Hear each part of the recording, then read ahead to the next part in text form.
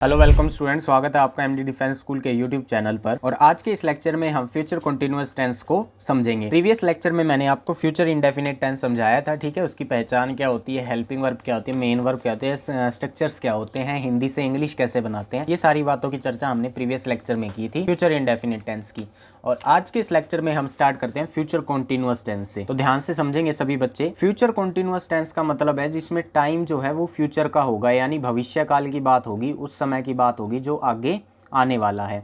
और टाइम हो गया फ्यूचर का, वर्क होगा कंटीन्यूअस, यानी जो काम जारी होगा, ठीक है। फ्यूचर में जिस काम की जो प्रोसेस है वो जारी होगी उसी को हम क्या बोलेंगे, फ्यूचर कंटीन्यूअस टेंस बोलेंगे। फॉर एग्जाम्पल जैसे वह खाना खा रही होगी। अब इस वाक्य को ध्यान से पढ़िए। खा रही होगी मतलब आगे होएगा ये काम कभी, ठीक है, फ्यूचर में होएगा। होगी मीन्स फ्यूचर में होगा, और रही होगी यानी वो काम क्या होगा, कंटिन्यूअस प्रोसेस में होगा फ्यूचर में। तो ये चीज़ क्या बन गई, कंटिन्यूअस बन गई। तो ये ध्यान से समझने से हमको पता लगा ये तो फ्यूचर कंटिन्यूअस टेंस का वाक्य है एक।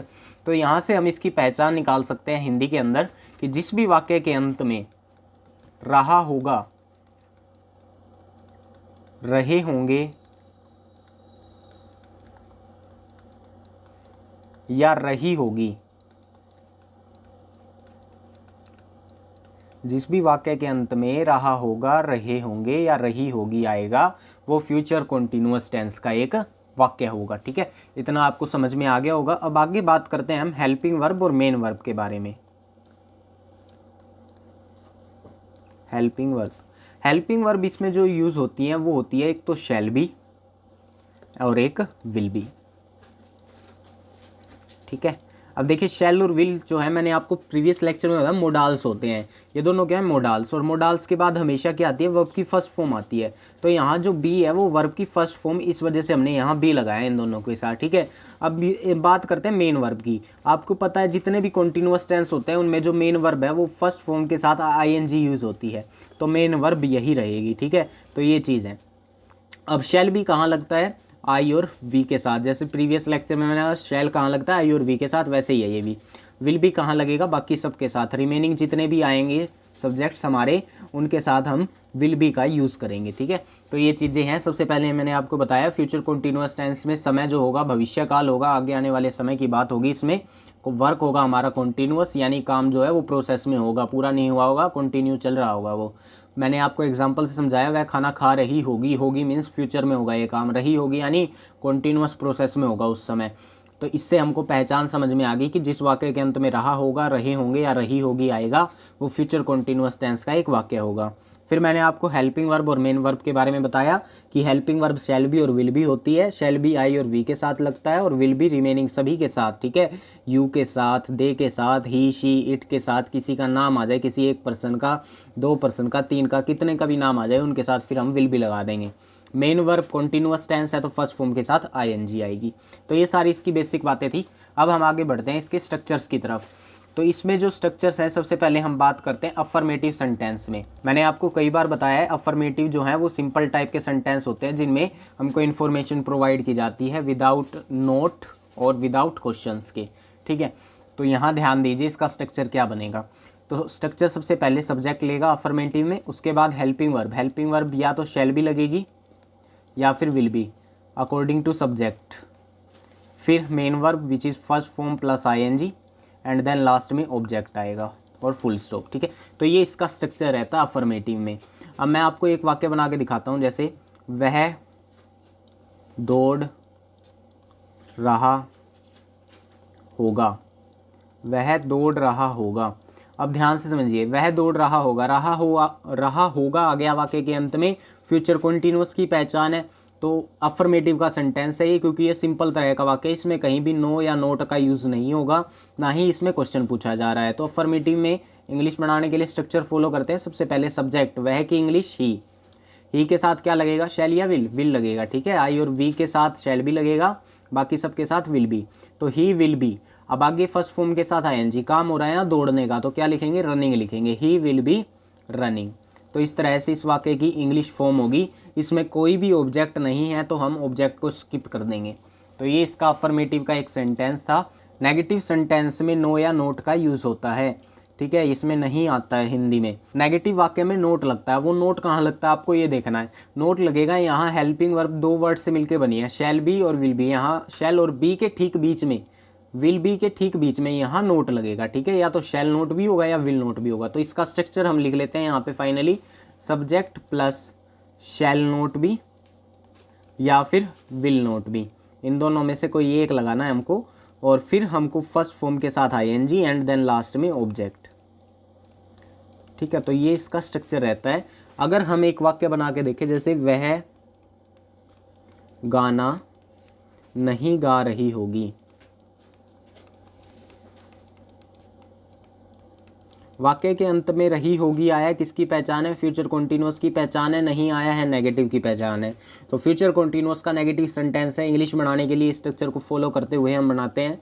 सबसे पहले सब्जेक्ट, वह की इंग्लिश शी होएगी यहाँ, क्योंकि लड़की की बात हो रही है, रही होगी तो शी आ गया। शी के साथ विल नोट भी लगेगा, आपको पता है, शी विल नोट बी।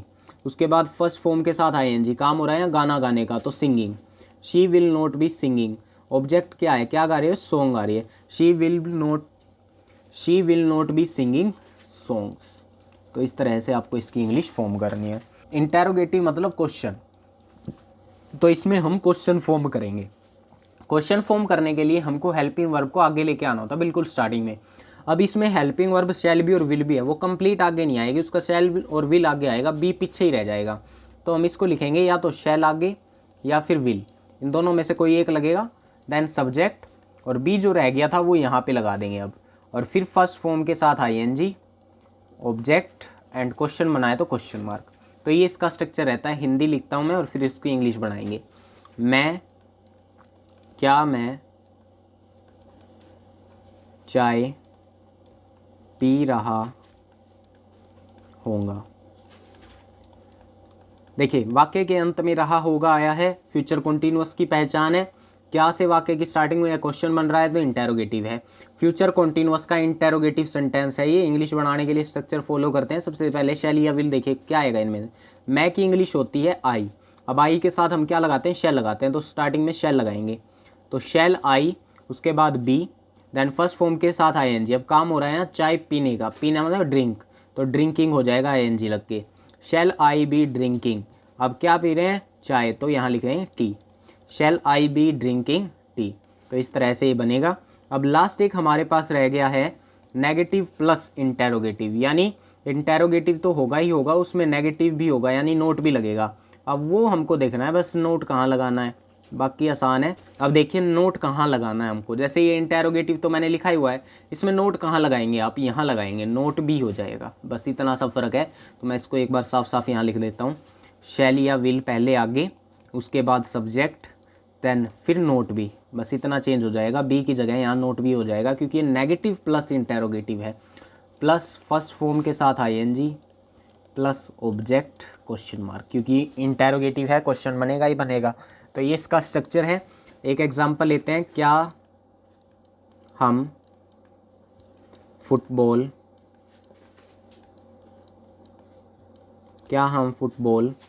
नहीं खेल रहे होंगे।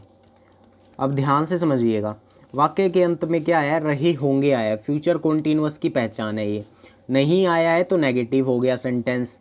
क्या से क्वेश्चन की स्टार्टिंग है, क्वेश्चन बन रहा है, तो ये इंटेरोगेटिव भी है। तो ये फ्यूचर कॉन्टिन्यूअस का नेगेटिव प्लस इंटेरोगेटिव सेंटेंस है, इतना हम पहचान गए। अब इसकी इंग्लिश फॉर्म करनी है तो स्ट्रक्चर लगाएंगे। स्ट्रक्चर कैसे लगेगा, सबसे पहले शैल या विल में से कुछ आएगा। अब देखिए सब्जेक्ट के हिसाब से आता है, वो सब्जेक्ट है यहाँ पे हम की इंग्लिश होती है वी, तो वी के साथ हम शैल लगाते हैं, तो शैल वी। उसके बाद नोट भी लगेगा, शैल वी नोट बी। उसके बाद फर्स्ट फॉर्म के साथ आईएनजी, काम हो रहा है खेलने का, तो playing, shall we not be playing. Object क्या है यहाँ पे, फुटबॉल, तो यहाँ लास्ट में लिखे football, shall we not be playing football question mark. तो इस तरह से इसकी इंग्लिश फॉर्म होगी। ये अपना कंप्लीट फ्यूचर कॉन्टिन्यूअस टेंस हो जाता है। अगर आपको किसी भी चीज़ में कोई डाउट रह गया तो आप कमेंट सेक्शन में लिख के पूछ सकते हैं। बाकी मिलते हैं नेक्स्ट वीडियो में फ्यूचर परफेक्ट टेंस के साथ। तब तक के लिए जय हिंद, जय भारत।